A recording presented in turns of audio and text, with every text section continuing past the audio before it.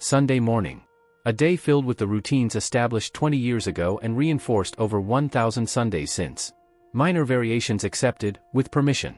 From the day we were married, I discovered the power a woman gets from having a ring on the third finger of her left hand.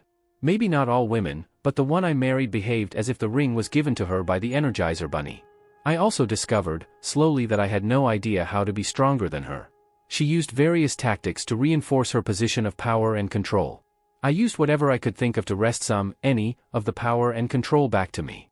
The driving force inside me was that I really wanted to be a good guy and have her love me.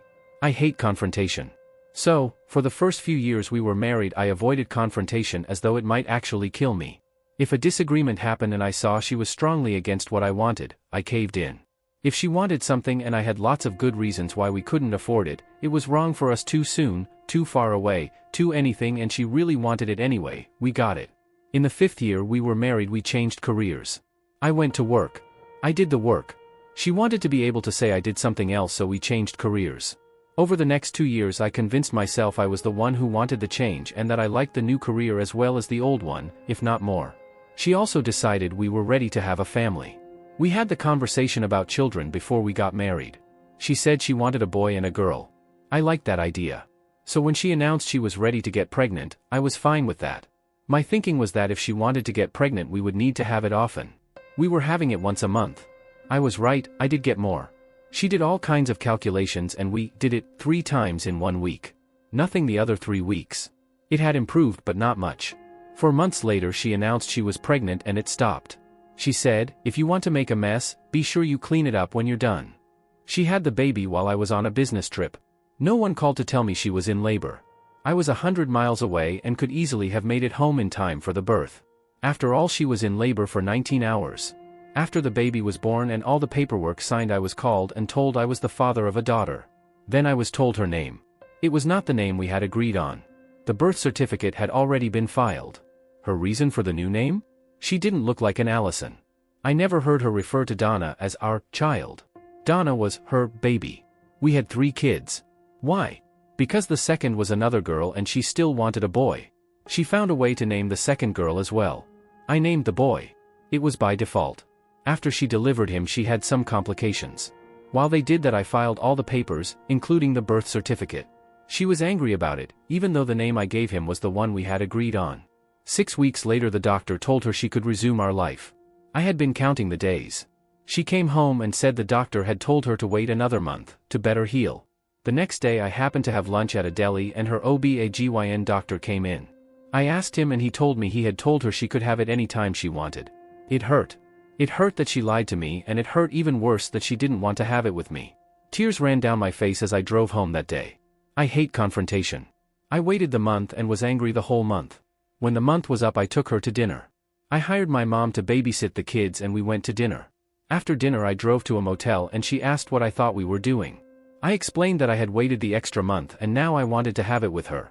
I knew that at home she would be taking care of our children and be worried about noise and interruptions, so I brought us to a motel. She threw a fit. I was an inconsiderate bastard who only thought of my needs and wants, not of her. She wouldn't get out of the car. 11 months later it was my birthday and she let me in. That was my birthday present. When I was done she said, and I quote, "Now don't bother me again until your next birthday." I cried that night. I knew she was serious. I also knew I was committed to our marriage and I wouldn't leave. At a social gathering about 3 months later I overheard her talking to some of the women from our church. She said, "I don't have to worry about that. My so-called husband hasn't gotten it up in a year." After that gathering I noticed both men and women at church treated me differently. Worse. Word had been passed around. I had made a commitment in front of God and the congregation to be married to her for the rest of our lives. I didn't want to be a failure. I didn't want a divorce. I also didn't want to live like I was living. Every day I wondered what I could do. Every day I felt more and more trapped and unhappy. I couldn't think of a way to get any power in my own life. She had it all. At work I was in a conversation with 5 other men and they were talking about how their children asked for things, begged for things and manipulated them into buying, giving and getting things for them. I realized that my children didn't do that. Even they knew I had no power, no say-so. An event happened that had nothing to do with me, directly, but changed my life. One of my oldest daughter's friends was over at our house and told her about their next-door neighbor. I overheard their conversation. He had been fighting, yelling and screaming with his wife for the 4 years they had lived next door. Then suddenly the house next door was quiet. The man had enough. He had gotten a job in another country and had moved. He left his wife and their child behind. The girl told my daughter that he left when he found out that his daughter wasn't his daughter. She was the product of his wife's affair. The country he moved to had no legal agreement with the United States that would require the man to pay child support or alimony. I did my research and found what country it was, and even where he was exactly. I wrote him, using my work as the return address. Then I collected hair samples from the kids' brushes in their bathrooms. I had them tested. After I turned in the samples, I confronted a dilemma: what if these kids that I loved weren't mine? Could I walk away from them? I hated confrontation, even when it was internal. For 21 days, while I waited for the results, I thought about those questions. On the day the results came to me in the mail at work, I didn't open the envelope. I called the pastor of our church and asked to meet with him, alone, and not at the church.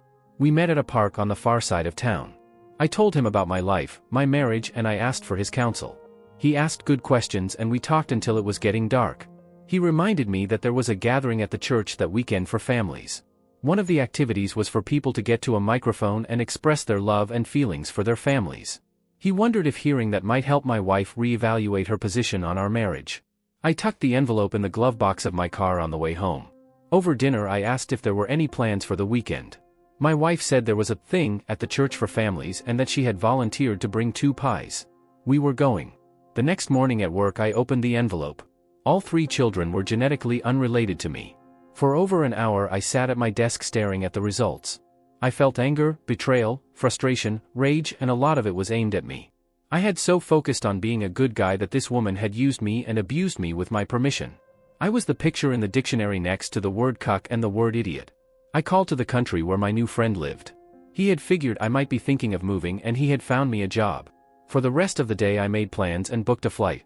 We had passports at home that I had gotten when my wife wanted to go to Jamaica a couple of years before. My flight left Saturday at 10 in the evening. At 4 that Wednesday afternoon, after I had called my new friend, the guys came by and asked if I planned to work late. I said yes. They left. I called home and my oldest daughter answered. I asked about her day as I usually did, and when I had all her news she asked if I'd be home for dinner. I said, "Sweetheart, I don't think I'll be home tonight at all." Her response floored me. "You found out, didn't you?" There was a long silence while I wondered how to respond. Before I figured it out she said, "Daddy, can you meet me at Penn Park in an hour?" She was whispering. I said I'd meet her by the swings. I left work and drove to the park. Almost to the minute my daughter arrived, driving the minivan that was the family car. She and her sister got out and came to the swings. I was sitting at the nearest picnic table to the swings. They sat across from me. "When did you find out?" the oldest asked. Tears tracked down her cheeks. "What do you think I found out?" "Mom's been cheating," the young one said. She had tears too. My oldest daughter, Donna, said, "We know Mom hates you, and says bad things about you all the time, but this is the worst. He's been in our house and they used your bed. Have you seen them together?" Della answered, "You found out she was having an affair but not who with." Donna reached out and held my hand. "Daddy, I'm named after him. Don Roberts." "Jesus. He's been doing her the whole time we've been married. He's in our church." "Are you sure?" "Yes, Daddy. We've both seen him in the house and I saw him in your bed, with Mom." "In our bed?" I was shocked. It was as if she wanted to get caught. They didn't close the door all the way. They were both naked. Mr. Roberts was standing behind her. "I know what it looks like, now," Donna said. Della said, "The first time I saw them she was on her knees." "Okay, I believe both of you. What do you think is going to happen?" I asked. "You and Mom will get a divorce. He'll leave his wife and move in with us. Mom has said if you ever grew balls she'd take you for everything you have in court. She has made plans to do just that. Don Roberts is a lawyer." Donna answered. Della nodded. "What if the choice was yours, stay with her or leave the state with me?" They looked at each other and asked, "Where would we live?" "With me." "If your decision is about where, then you're looking at the surface. Live with her or live with me. I know it's tough to think about because you've never known me when I stood up to her, or anyone. I am a nice guy. I don't lie, cheat or steal. What happened was at least half my own fault. I've never stood up to her. She did what she did because she knew she could. When do you need our answer?" Dill asked. "Saturday night. We're going to the thing at church. We're taking 2 cars. If you are going with me, pack a suitcase. Hide it in the garage sometime during the day. Make sure everything you must have is in it. We are not coming back. If you change your mind while we are at church, I'll understand. If you leave with me, we'll stop at home and grab your suitcase. Okay, Della said. They got up from the table and I hugged them both. As they started for the van, I said, remember this, I love you and your brother. It's up to you if you tell him or you don't. I'm going to ask him to ride with me to the church. I'll talk to him then. If he chooses to go, we'll have to pack for him after we leave the church. Donna came back and kissed me. She whispered, I'm going with you. I watched as they drove away. I waited an hour and called home. My wife answered. I said, hi. I'm working on a big project and won't be home at all tonight. I'll come home sometime during the day and shower, change clothes and catch a nap. Thanks for calling. I've already tossed your dinner down the disposal. Her voice dripped with disdain. Do you get paid for all this extra work? I'm sorry I didn't call before you started cooking. It won't happen again. And, yes, there is a substantial payoff for this project. At least I wasn't telling her a lie. There's the thing at church tomorrow night. Will you be going with us? Yes. I'll be all clean and dressed appropriately. It starts at 6, doesn't it? Yes. See you sometime tomorrow? The phone went dead. I checked into the same motel where I had unsuccessfully tried to take her years before. I slept well and had a good breakfast at Dinah's restaurant when I got up. At a little after 10 I parked in front of our house. When I went inside, all seemed pretty normal. I went in our bedroom and got clean clothes and went into the bathroom. I showered, shaved and took care to get dressed nicely for the thing at church and traveling. When I came out of the bathroom, my wife was sitting on the bed, waiting for me. She said, I need to go to the store. Please watch the kids and don't touch anything in the kitchen. No problem. I slept in my car for 2 hours before I drove home. What needs doing to get ready for the thing at church? Nothing for you. I can handle everything. I always do. Okay. Good. What time do you want to go down to the church? I need the pies there by 5:45, so we need to go at 5:30. Okay. I'll watch the kids. Drive safely. She walked out of the bedroom and out the front door. I watched through the window as she drove away. I packed my suitcase and put it in the trunk of my car. Deciding what to leave and what to take was tougher than I thought it would be. When the suitcase was in my car and Sarah wasn't back, I opened a photograph album and sorted through the pictures. Pictures of the kids with me or family pics I put in a big envelope. Pictures of Sarah and the kids I left in the album. In the second album I discovered the girls had already sorted through the pictures. I took the envelope of pictures out and put it in the trunk. I went upstairs and found all 3 kids in Donna's room. They had been crying. As I started to speak, I heard the door to Sarah's minivan close. She was home. Wash your faces and be strong. It won't be too long. I touched each of them and kissed the top of their heads. They washed and I went downstairs. She had 1 bag of groceries. She looked at me as I walked through the kitchen and said, Did you mess with anything in here? No, dear. You asked me not to. I kept walking. I walked out of the kitchen and out the front door. She must have been stunned because she didn't follow or ask me where I was going. I went to the bank. I withdrew all but $1,000 from all our accounts. During the day before, I had transferred my 401k money and my money from 3 CDs to a bank in my new country. At 5:15 I parked in front of the house behind the minivan. The kids were all dressed and loading things into the minivan. I carried a bowl of Jell-O salad to the van and spilled a little on my son's clothes. She screamed, telling me what an idiot I was, and I said she should go ahead and go. I'd wait for Jerry to change clothes and I'd bring him. She got the girls in the van and they drove off. I sent Jerry upstairs and he was back very quickly. While he was gone, I got all the passports from the wall safe. He got into my car and I started the engine. Dad, before we go, I already know. Donna and Della told me. I knew about Don Roberts. I saw him in the bedroom with Mom when I was 8. He comes by every Thursday and I go down to the park. They scare me. Did the girls tell you what's happening tonight? Yes. When you leave the church tonight, they are going with you. You aren't ever coming back. Okay. What are you feeling? Dad, I'm 10. This is too big for me. I love you and I love her. I can't choose. I started the car and said, at the end of tonight you will have grown up a lot. I'm sorry it has to be now. I will love you whichever way you choose. I want you to go with me. I parked across the street from the church, not in the church lot. Cars tended to get blocked in the lot. I needed to be able to leave at a moment's notice. The evening began with dinner. Lots of good food brought by the many families in the congregation. I made sure the kids went through the line and got more than dessert. Jerry was really the only one who needed shepherding. When we sat as a family, Jerry sat next to me. Donna sat across from me and Della next to her. My wife sat at the head of our table. Most other table had the dad sitting at the head of the table. After the meal was eaten and the room cleaned up, the pastor introduced 3 class skits. The 5-year-olds did a skit about Jesus loving the little children.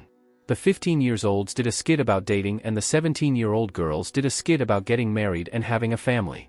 The pastor spoke for a few minutes about the importance of family. I felt as if our private conversation had influenced what he said.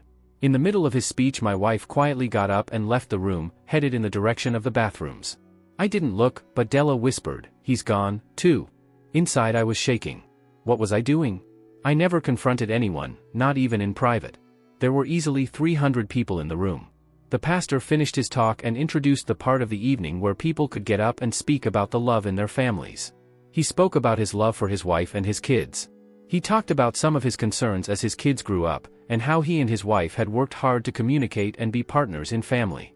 As he was finishing, my wife re-entered the room and made her way back to our table. She sat down as the pastor said, "Okay, the microphone is available." I shot to my feet and said, "I would like to be first." He smiled at me and held the microphone while I walked up front. I took it from him and turned to face the congregation. There is a line from a poem that is particularly appropriate right now. I was surprised at how my voice sounded on the speakers.